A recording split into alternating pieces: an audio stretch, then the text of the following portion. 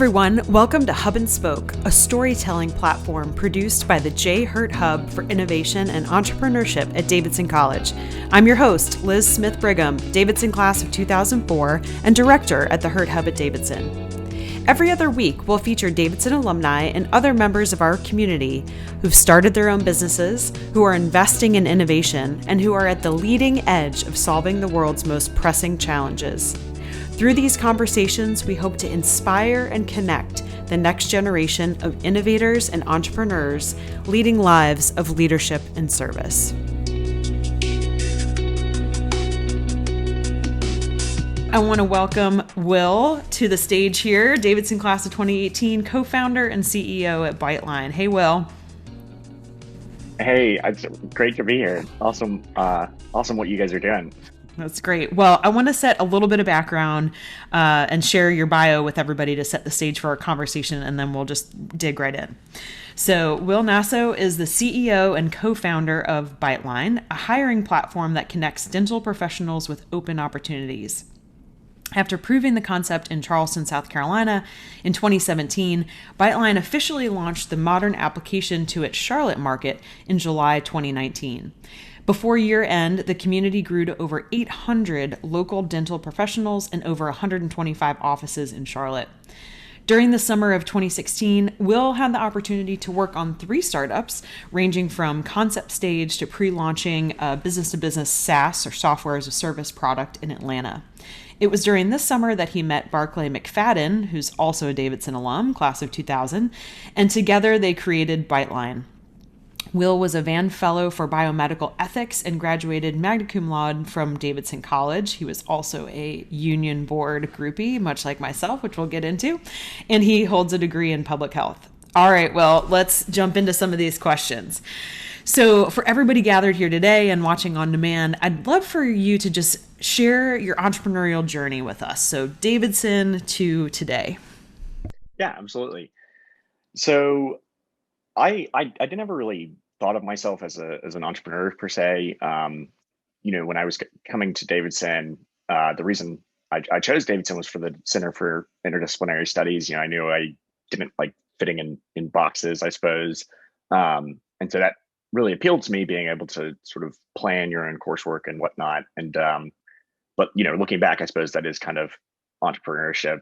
And so that was kind of what my first true exposure to it was. And then luckily, my sophomore year at Davidson was when the hub wasn't there yet, but the innovation and entrepreneurship department was just being formed. And I think at the time it was Hannah Levinson or someone running it. And there was a alumni matching internship program for the summer after my sophomore year.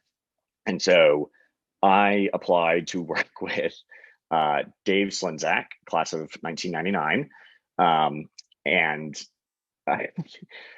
it was kind of like a case interview. I didn't know anything what I was doing really. We were walking through some finer points of healthcare economics and whatnot. But, long story short, I got the job. Went down to Mount Pleasant and got to stay in Charleston for the summer, and went to work with Dave on 2 ideas of his. One was a benefit corporation healthcare consulting firm, and that was sort of my project. And then the other was currently Dave's business, the B Corp startup idea didn't pan out, but the successful one is he created a search fund accelerator. And so they work here in Charlotte a lot and do a lot of cool stuff. And so I did that for the first part of the summer. And then about halfway through, I was working in the same office as Barclay, and we talked a lot and bonded and whatnot, but we weren't working on the same stuff. And just one morning, Barclay went to the dentist and got his teeth cleaned. And he had this experience where his hygienist was just totally wiped, hanging red eyes and exhausted. And Barclay, in his sort of upfront fashion said, well, what's going on? Are you sure you're okay? And she said, yes, I promise I'm fine. I'm so sorry. My son got sick last night. and I'm a single mom, and I wanted to stay home with them for the day, but so I didn't get any sleep because I was up all night scouring Facebook, scouring my contact list for local hygienists that I knew who would come and work my schedule in the morning because I had a full day of patients, and I was the only RDH at the practice, and that's I feel ownership of that.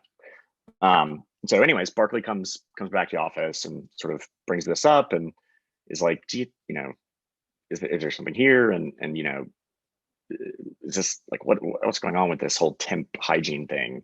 So we dug a little bit deeper, and what we found is this beautiful niche industry where the workforce is so social and so collaborative and loves to network, and they do it all over Facebook. And we discovered in Charleston this group called Carolina Smiles that was run by a local hygienist who had created it because of the constant, um, you know, per diem temporary hygiene and temporary dental assisting need. And so there was just so much crossover between offices. It was a totally normal thing for Amy at the front desk at Dr. So and so's place to call up Michelle and say, hey, can you come in tomorrow if you have a day off?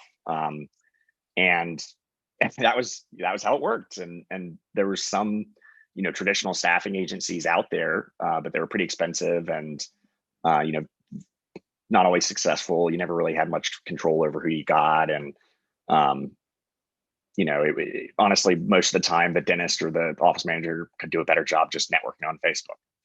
Um, and so Barkley, being the experienced business person, took this to MVP format, and so I wireframed out the platform and a web portal and everything, and that was really fun. I'd never done anything like that before in my life. Didn't really have any coding experience. I took bioinformatics at Davidson. I know we'll talk about courses later, but I don't remember if I had taken it at that point. But just I found a free wireframing tool, and I found a bunch of comparable job sites, wireframed one for the dental industry, and said, "Here you go, Barkley." And Barkley said, "Thanks, Will. You drop out of school and do this with me." And I said, "I don't think I could do that." And so Barkley developed the initial MVP and got it off the ground in Charleston, and sort of we collaborated while I was finishing up, and kept moving along. And when I finally finished up in 2017 in December, I moved to Charlotte right away. I didn't really know what I wanted to do, but I knew I wanted to be on my own. I didn't want to go home. And so, not to diss my parents, sorry, mom, dad, but didn't want to go home. And so I got a job working with applied behavior analysis. And so I was doing in-home therapy with children with autism, which was awesome. It was really, really challenging. It was very hard. But I was an independent contractor, so kind of running my own, business style thing. So that was really fun for me. And then Barkley called me and was like, "Hey, here's what's been going on. Here's what happened since we last touched base.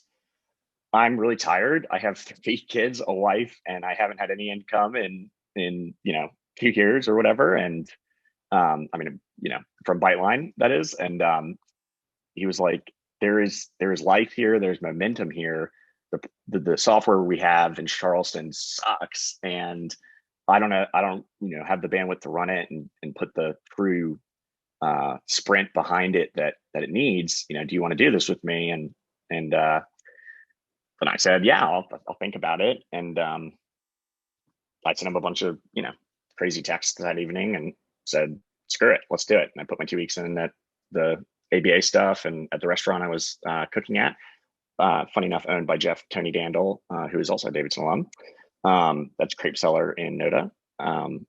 He probably would complain about me being late all the time.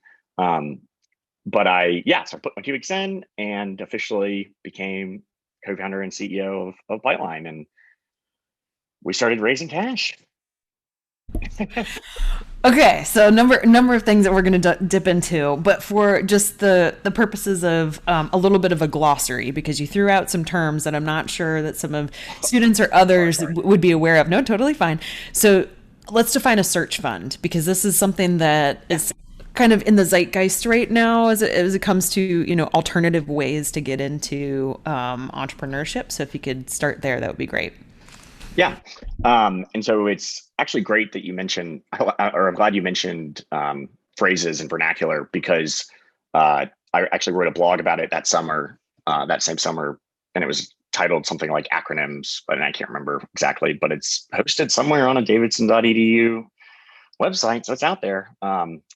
But so I had no idea what a search fund was either. But Barkley, Barkley and David both went to Darden for their MBAs after Davidson.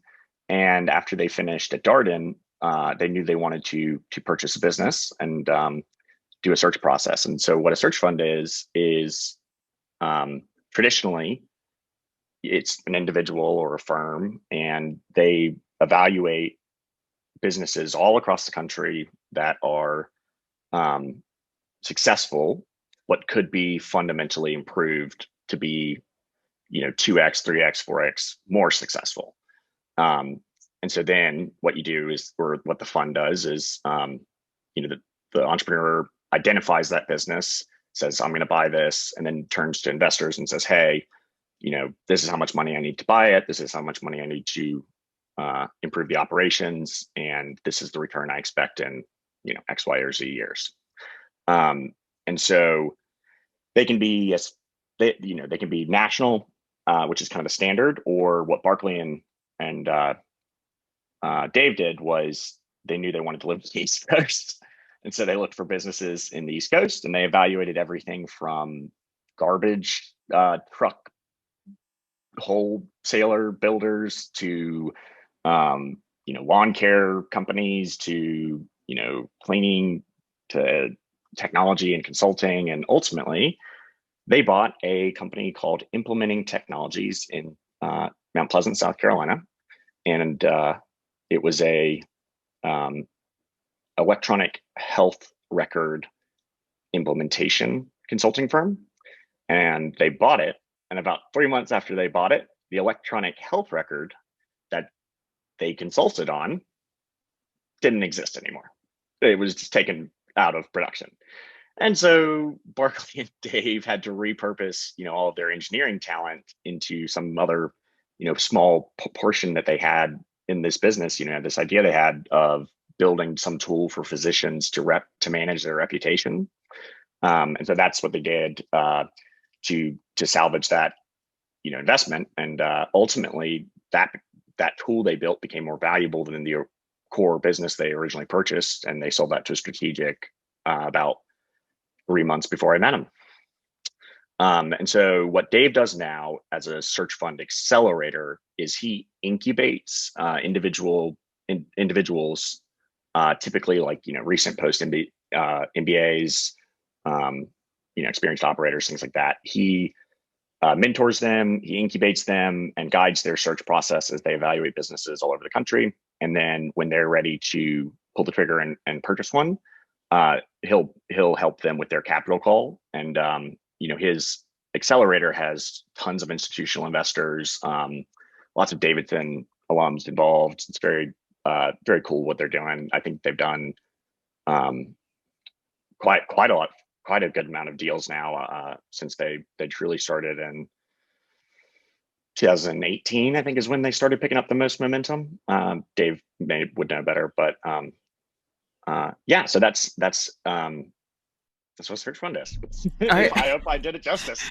Yes, no, that's great. Well, and I always love, hopefully, in the future with the Davidson Network and those connections, you give us the introduction to some of the folks that you mentioned so that we could bring them on Hub and Spoke or into the Hurt Hub, because I think it's a fascinating but very quickly growing way to get into entrepreneurship. So something that would be worth some more storytelling.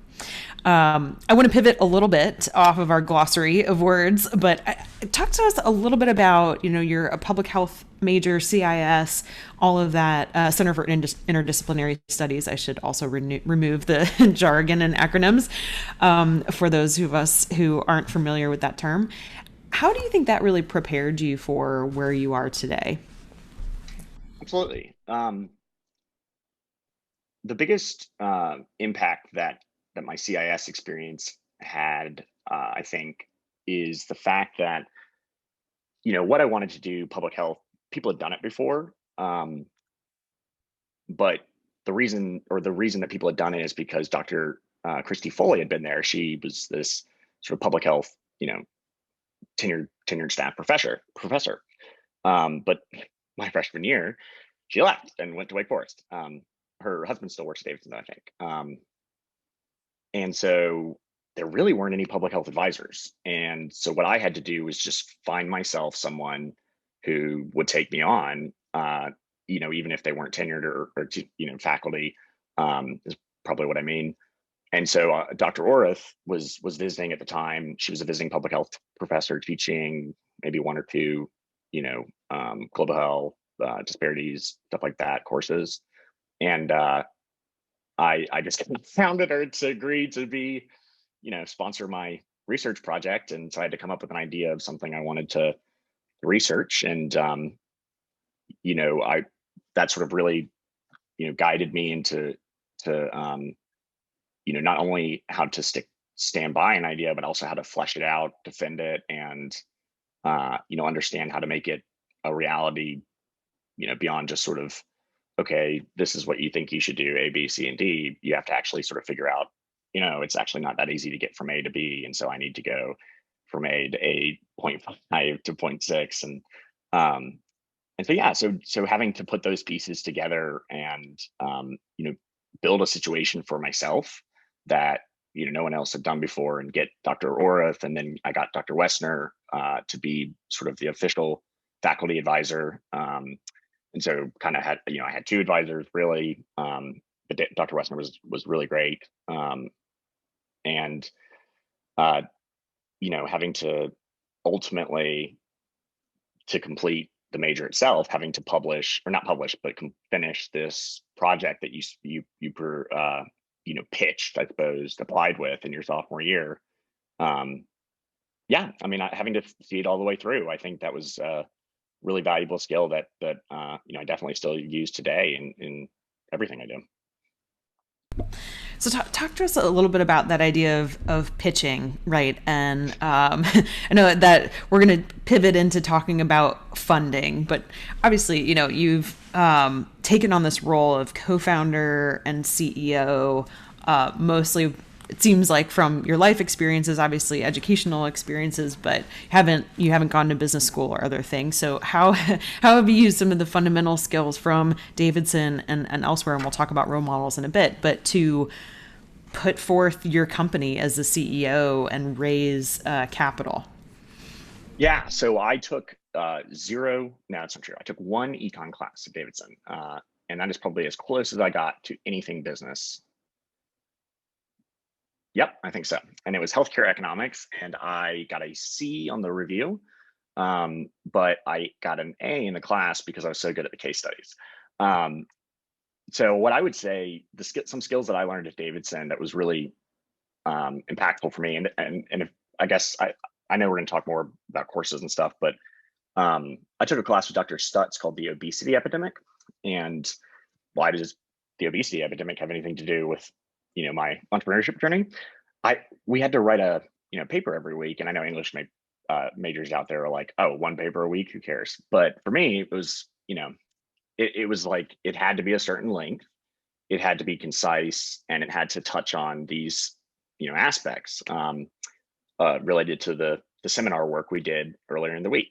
And so it sort of forced me to take more ownership of my of my quote unquote homework, and not have as much guidance, or there wasn't as much of a set path that you had to do, but you usually still knew you had to hit these points and make these marks in only so much amount of time.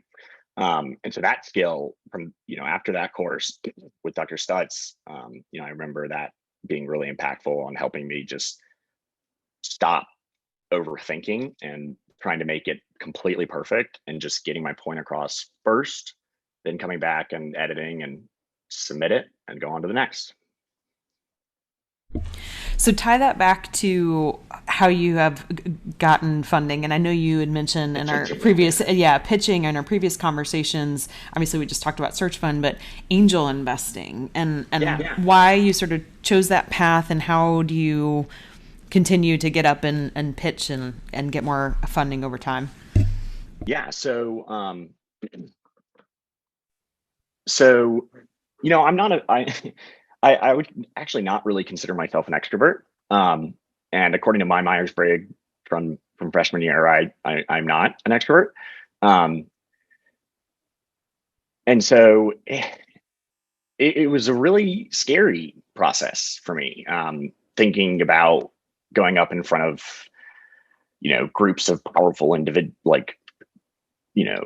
firms and angel funds and panels and competitions, et cetera, and things like that. And I did a little bit of that in the beginning, in 2018 when we raised what we call our angel round. We did a little bit of that and in Charlotte and in Charleston, and I wouldn't recommend it, honestly. Like the angel groups I pitched to, they wanted they wanted, a lot of revenue, and they wanted a lot of metrics and sort of through very, very understandable metrics that they wanted to see, but at the stage we were at just weren't there. And so what we sort of figured out was that where I was the most successful was having just a single conversation with someone who would listen to what I was saying and just sort of expressing how passionate I feel about the idea and how confident I know the solution is valuable, and that the approach we're taking is very high risk.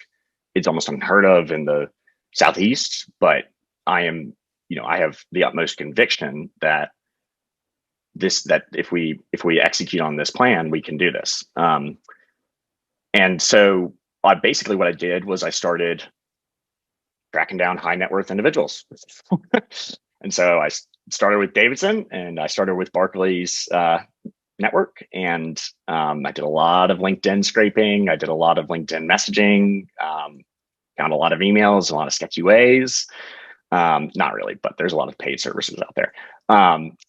And so I sent probably thousands of emails, and eventually people responded. And when I eventually would get an angel, or really actually none of our angels are professional angels. So I just eventually find a person who likes what you're saying, and you just stick with it, and you stick with the leads that are going to fall because you sort of felt action more than just the understanding of the economics behind it. And so there was a lot of networking that I had no idea how to do, and Barkley, he guided me, but ultimately we kind of had to figure it out together. Like, how do we find this database, build it? What's the best email? What's going to get read? What's going to get ignored? And how do we make it something that they're going to jump at? And so to get even more creative, we identified these tax credits. And so our business is an LLC in South Carolina. And so we are a qualified high growth Jobs Act business in South Carolina, has potential to grow as a startup. And so investors who put money into the business get an immediate next year 35% tax credit on their South Carolina income tax. And so for $50K investment, that's like 17,500 or something like that. In return, you get 1 year later, regardless if the business fails or not. And for our out of state investors, you can actually sell that credit. And so there's a even potential return for someone who lives in Wisconsin. And so, marketing that, even though, it's kind of like you're dabbling in securities, and so it gets a little treacherous, but, marketing that was really important, sort of showing that, but also saying, this is not the point. The point is the business, but, look, I've done this effort and I put this work to understanding this tax law, to incentivize you to commit to this idea even more. So we did, that was the most important, that was really important. And then we also, we chose to structure our business and our first round of funding as a opportunity zone fund. And so I could go on for days on that, and I won't. But basically, it allows investors to defer capital gains tax when they invest cash into a startup. But yeah, so we've gone through 3 funding rounds, and that is crazy for a startup sometimes. I mean, people in the traditional worlds will say death, and we've been pre-revenue until this February. And so this February, we launched our monetization for the first time. And we've been kicking and screaming, getting feedback from users, talking to dentists, and raising cash. And it's all been networking. It's all been individuals. Funny enough, one of our user acquisition methods is by direct messaging hygienists and dentists, et cetera, on Facebook. And I direct messaged a dentist who was like, this is cool. And he became one of our angel round investors. And it was just wild. I mean, I connected with him on Facebook, and he never met before. And then we went and had coffee in Rock Hill. And turns out we went or we didn't go to the same high school, but we come from the same town in South Carolina. And he was like, yeah, let's do it. That's great. I'm curious too. When you said this, I was thinking a lot about your team and your responsibilities, and a lot of founders, and you mentioned this, right, of like raising capital takes so much time. How do you think about prioritizing your time in running the business, running a team of engineers, doing all the marketing, at the same time, having all of these coffees that hopefully fortuitously turn out as a customer acquisition as well as funding, but it doesn't always happen that way, like the story that you just shared. So can you talk a little bit about how you manage your time? So in the beginning, it was very tough because I was basically trying to launch the MVP broken software solution in Charlotte while also raising cash, and we didn't have a team at all. And so that I don't know how I did it, and it's probably why we didn't hit our funding target. And so people say you can't do both, and I agree. I mean, you've got, if possible, the most effective fundraising process will be one that you run as a full-time job. But that's not always possible. And so sometimes you have to do things differently. And for us, it was prioritizing what was going to thread the needle down the road and what was going to bring the most value down the road. And so I did as much networking and job filling as I could in Charlotte, but primary focus was let's get the cash to build a product and get that product off the ground. These days, and last year, for example, I had last year I had a pretty solid team. We COVID was hard times for us as well, but we started raising another angel round, which we called our seed round, in May of last year. And so I had a incredible operations director, first hire. She's a JMU alum, moved to Charlotte for this job, absolutely amazing. Unfortunately, I mean, we ran out of cash. Literally, we had no money in August. I mean, we did, but we didn't in August of last year. And I didn't know if those deals were going to fall, if these investments that I'd been pitching for, almost 3 months straight were going to fall. And so we kind of had to pretty much downsize to only just me again. And funny enough, those all those impressions and coffees that I had done for running the business and, keeping the operations afloat, it finally fell and it paid off, and took a lot longer than we'd hoped. But once we got our lead to write a decent sized check, the rest of the connections I had made and the Davidson connections I'd made, they fell. And so we were able to close out the round, around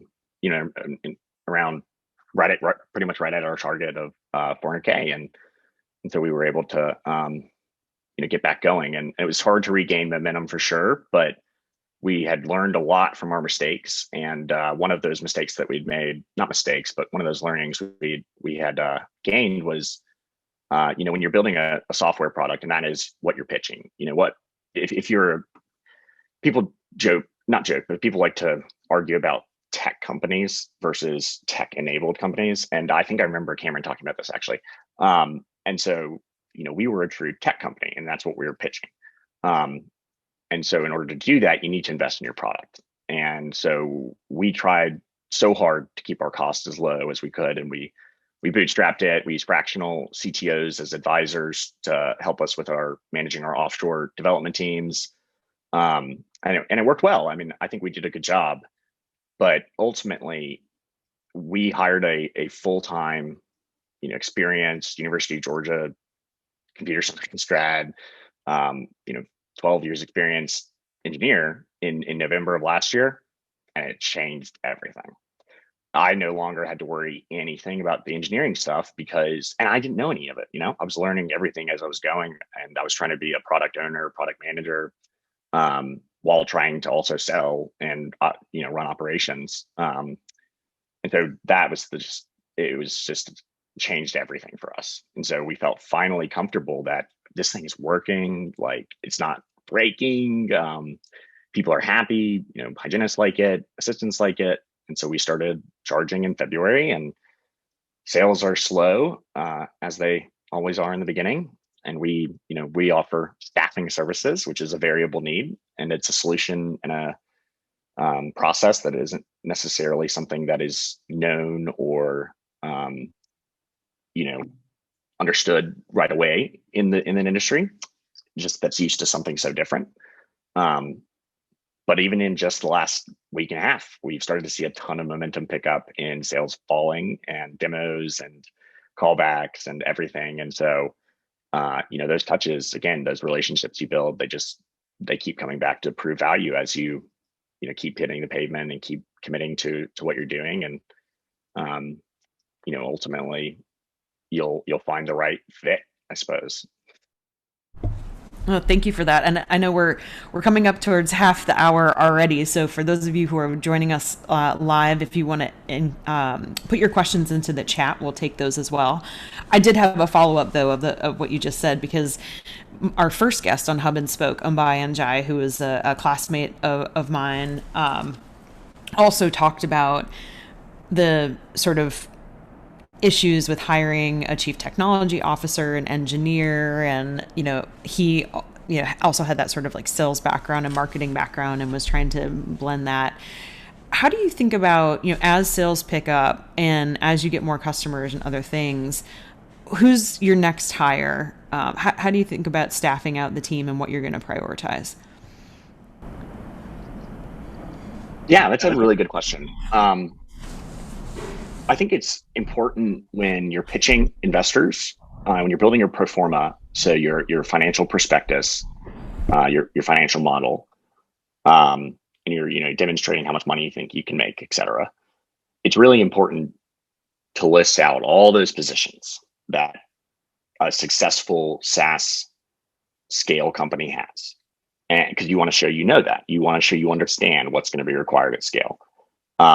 But then actually deciding who to hire first, or who to identify, and who to recruit and spend time recruiting first is actually, it's a very significant decision. And so for us, like I said, you should all, if you're a tech company at its core, you need to commit to your product and invest in your product first. And so I imagine so our next spend is on design. Our next hire will likely be either a sales or operations director, depending on which role I seem to fill better. If I fit better in sales, then I'll keep doing sales. If I fit better in operations, I'll keep doing operations, to just lighten the load so that I can focus and we can start expanding. And so I think when you're considering who to hire next, if you're a tech company, you got to go product, you got to go engineering. If you are if you're past that first step of product engineering, assess what's going to fundamentally thread the needle, and what is truly going to bring value, what's going to help you raise the next round, what's going to get you closer to break even, and then invest in that, even if you want to hire an assistant. Yes, that's where you start looking for bots, right? Some efficient spend potentially there. Actually, yeah, I'm sorry, I not to ramble, but virtual assistants are the Mm, most amazing things in the world. And not saying I'm sorry, that was terrible, but like that profession is incredible. It's allowed us to have such an international team, and we have such amazing support staff in the Philippines, in Argentina, and it's just it's a lot more affordable at the stage we're at, and so mhm. um, it's another avenue through Upwork, things like that, to cut costs and to provide more bandwidth. And so virtual assistants, it was huge. Is huge and was huge for us. It can triple your productivity. Just being able to delegate some stuff to smart, passionate people. That's great. You're the first guest actually on the show to ever talk about virtual assistants. So we'll have to, yeah, I'm like, I don't know if you want to expand upon that a I'm little bit happy more, but to. yeah. I just, if you want me to, I'm happy to. I could talk forever about anything, but I want to respect. I want to respect your time and your No, that's agenda. fair. Well, good. We'll put a pin in that one. But I do. So you and I both share the union board experience, as does Umbai, whom I mentioned a moment ago. And I always like to say that it was my sort of business supplemental experience. The Hurt Hub didn't exist right when I was a student at Davidson, but booking concerts for 4 years and balancing budgets and going through contracts and negotiating with agents and all sorts of other things, really filled that sort of fundamental need and sort of entrepreneurial spirit. And at the same time, we had some really great shows. So it was a lot of fun. Can you speak a little bit about your union board experience and sort of scrappiness, and how did that experience affect where you are today and your pursuit of running your own business? Absolutely. So I love project planning. I got a kick out of it in high school, and so I think what you said, scratching that itch, union board to Davidson was perfect. So I got involved with union board my freshman year. I was on the premier concert committee, not actually chair, but I helped. Um, Gosh, it was Jacob, and so I helped them book X ambassadors. X ambassadors. We brought X ambassadors who they're pretty popular now. Um, and so that was how I got involved, and it was Liz and I, when we spoke yesterday, you had mentioned it was the biggest dollar number you'd had control over ever, and Ever in my life, yes. At the time, yes. yeah, exactly. And so even just being a member of the committee and talking about the budget, I was like, oh. And so then when sophomore year came around and I applied and was chosen to be the student performers chair, I definitely didn't have as big of a budget. Um, but I loved it. I really loved scheduling, um, and promoting and supporting, individuals on campus who wanted to perform and didn't necessarily make it or didn't necessarily get booked every live Thursday. um, and so we did a ton of pop-up events. We did a ton of, you know, uh, new stuff. We did food truck or we did some kind of festival thing. We did a bunch of stuff, and just coming up with creative ways to get people to show up to something that they don't know they want, which is basically what I'm doing in my sales process, is trying to show the value of my product to someone who doesn't realize how valuable it is. um, and so you have to get people there, and then once you get people there, they start to enjoy it and they start to share it, and you start to have more people show up to things organically. And so what I did to force it in the beginning was, I without any without any notice to everyone on campus, put all of my student performing events on their Outlook calendars. And so Davidson may not have realized that I could do that, but it was publicly accessible for me. And so all these every day, all students would be getting emails and reminders for student performing events and would be like, Will, I'm so annoyed by you, but they showed up. And so, yeah, I hope that answered the question. Yes, yes, And yes. No. also, I've got I tracked it down. It's a little scratched because Oh, there you go. it's been in a box for a while, but I tracked it down. So yeah, I was a really proud moment for me. I think it was William's one of his last few years, as union director, and we never had a lot of one-on-one time, and so with like having someone you respect recognizing you too, even though you didn't necessarily feel like they saw everything you did, that was cool. Yeah.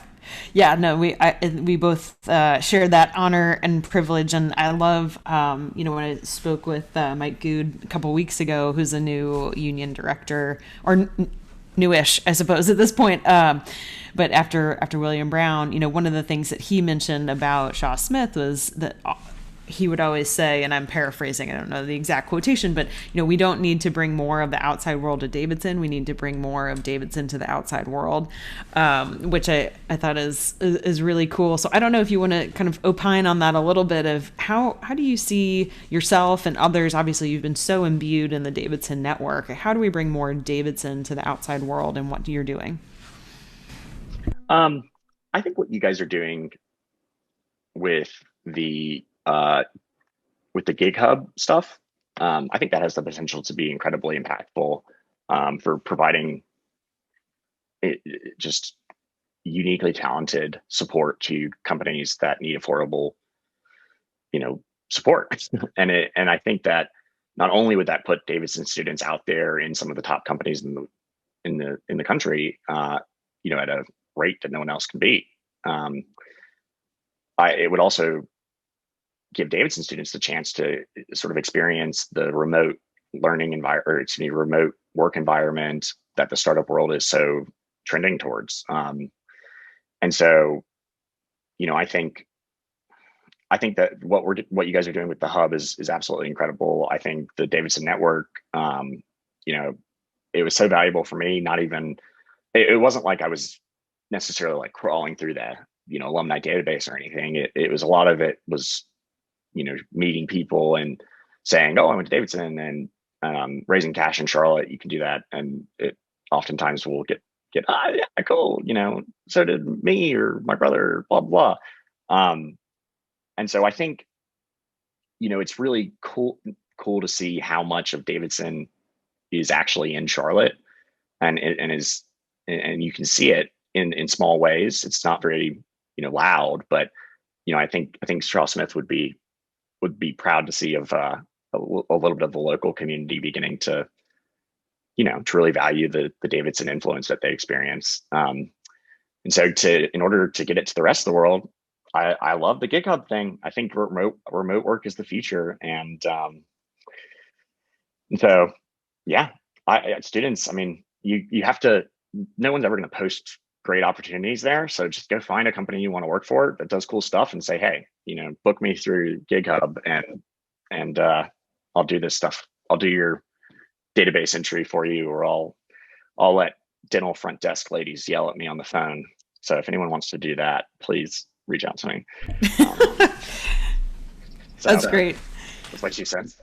Yeah, no. I appreciate that. I think I think Kelly Weaver, who or she's not on the call anymore, but she's probably watching the recording here. So nice shout out to Gig Hub there. But you mentioned something that's been top of mind, and something that I spoke a little bit with Cameron Hardesty about a couple episodes ago, is building a pipeline of talented Davidson students, sort of following in your footsteps, whether they become founders and CEOs, or really just what you said of offering their services. Where do you think that Davidson students in particular, like the skill sets that are cultivated here, and then maybe some other things that we could offer through the Hurt Hub, like where do you think they'd really shine in a startup, and what that value would look like?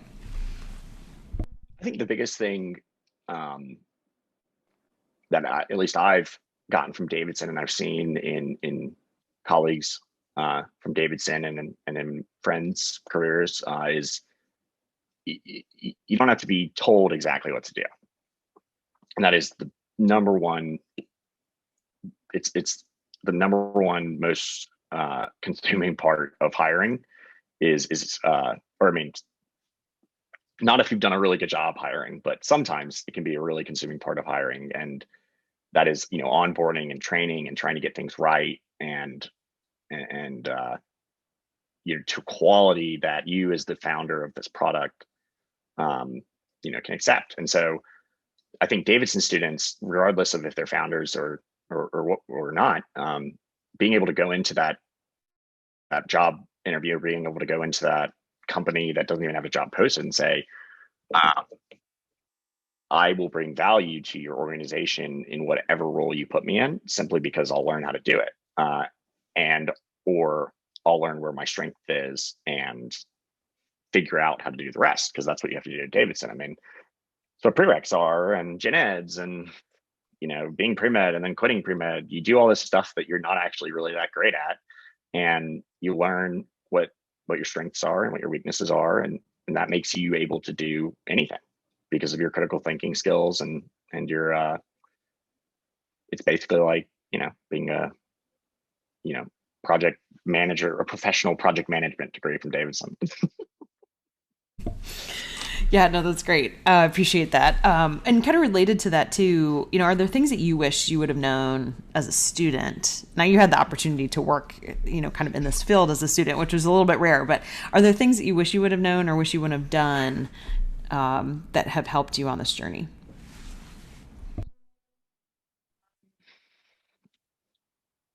Yeah, I mean, I think that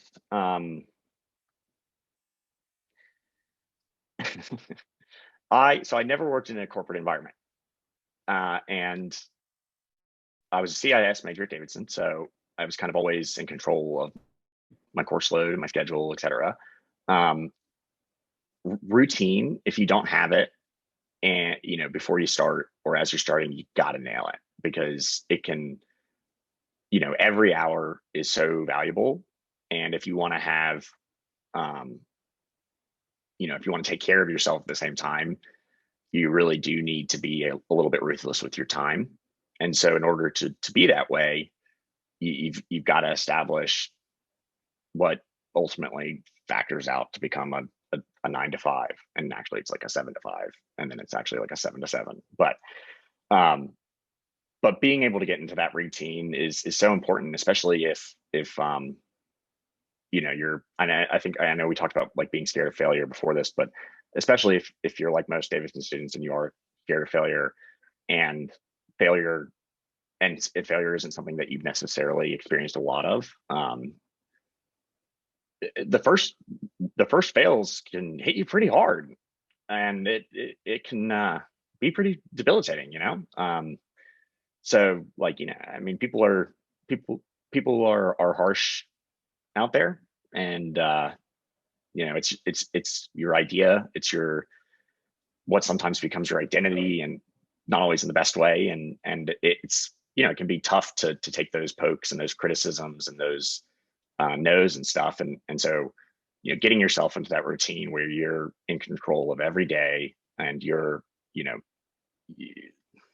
separate, you're taking care of yourself and separating your life from this passion that you have is going to be the best defense you can have against those failures and those rejections and those hard moments that are absolutely going to come. But then the highs are great too. It's all, and it just goes back and forth. Never know. Yeah. I'm curious what you ascribe that level of confidence or perseverance to. Obviously, you talked about the routine, but are there role models or mentors or others who have helped you or you could have turned to in those very deepest of lows? I mean, absolutely. I think, for anyone who's looking to start something out of college, or, right after college or shortly after college, if you don't end up in a traditional pathway with like an incubator or something, I think the best thing you can do is try and find a mentor who isn't only passionate about your idea, but is truly passionate about you as a person and your ability and your strength.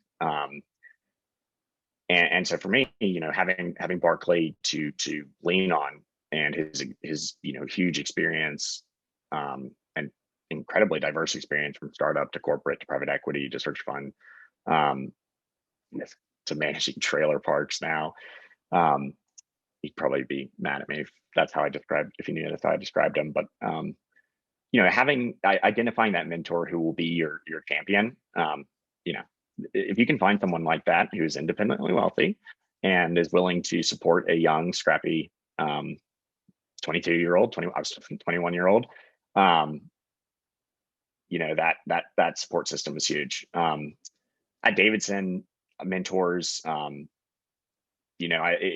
Davidson, it was a lot of kind of the same stuff. It's you have this goals you set, you're trying to get to, and and even when you get there, it's like you haven't really gotten there, or you didn't quite do it exactly how you wanted, and so I had a hard time with that a lot at Davidson, and it was kind of the same thing, having people to lean back on or fall back on that don't necessarily, they know your ability is there, and so it's okay for them to see you fail, and being able to trust that person and know that it's okay for them to see you fail, is just the most.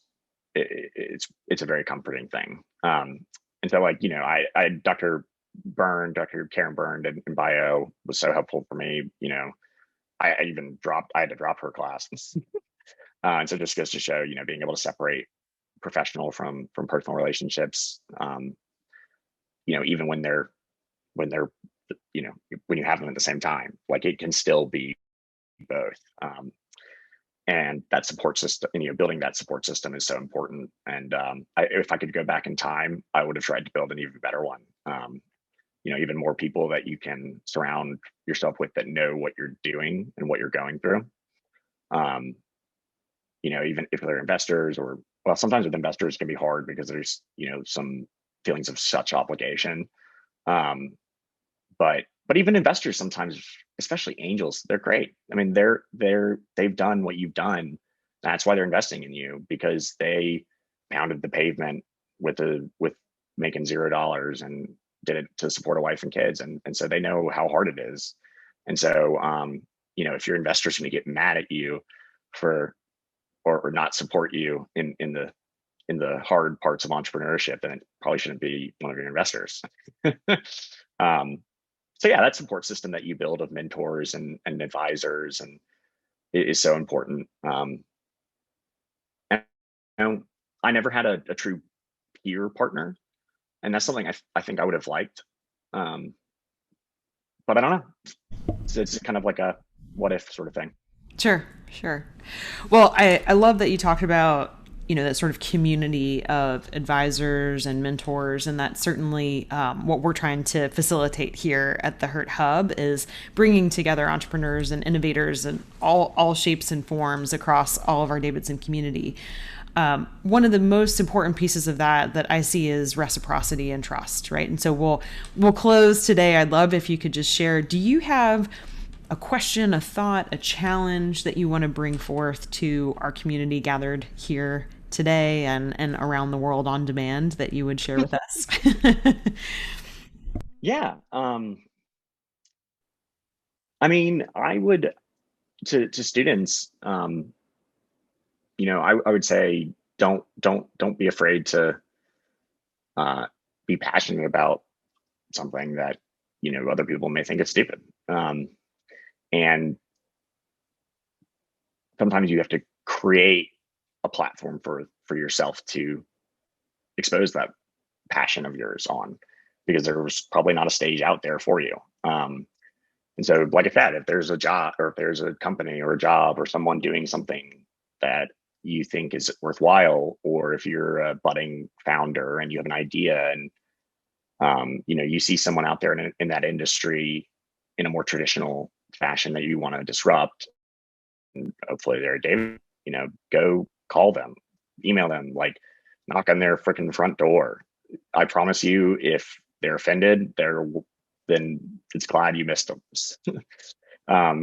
If they're not, then they may be the best, find the best connection you could ever make. So, try to put your shame to the side. And actually, there's a guy in Charlotte, his name's Paul Marks. He does improv workshops. You guys should have him up there at Davidson sometimes. OTC Improv.